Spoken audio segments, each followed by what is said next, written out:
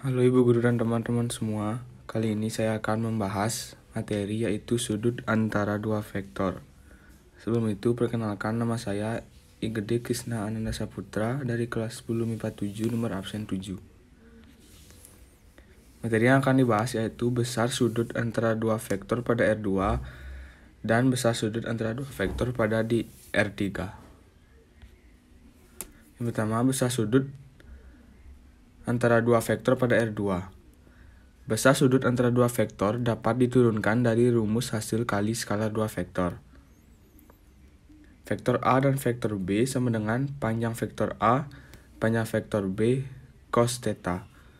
Cos theta sama dengan vektor A dikali vektor B per panjang vektor A, panjang vektor B. Cos theta sama dengan X1 X2 ditambah Y1 Y2 per akar X1 kuadrat ditambah Y1 kuadrat dikali akar X2 kuadrat ditambah Y2 kuadrat. Besar sudut antara dua vektor pada R3.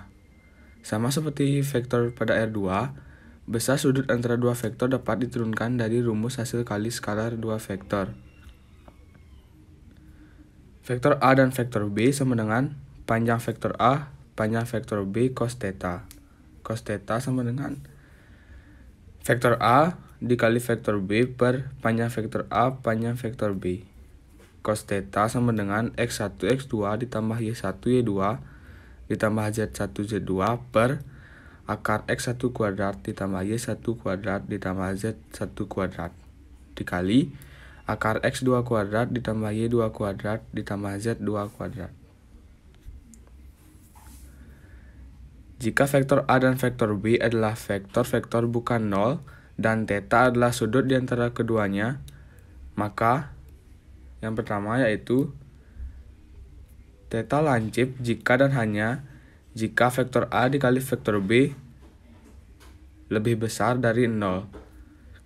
Yang kedua, theta tumpul jika dan hanya jika vektor A dikali vektor B lebih kecil dari 0. Yang ketiga, theta sama dengan 90 derajat jika dan hanya jika vektor A dikali vektor B sama dengan 0.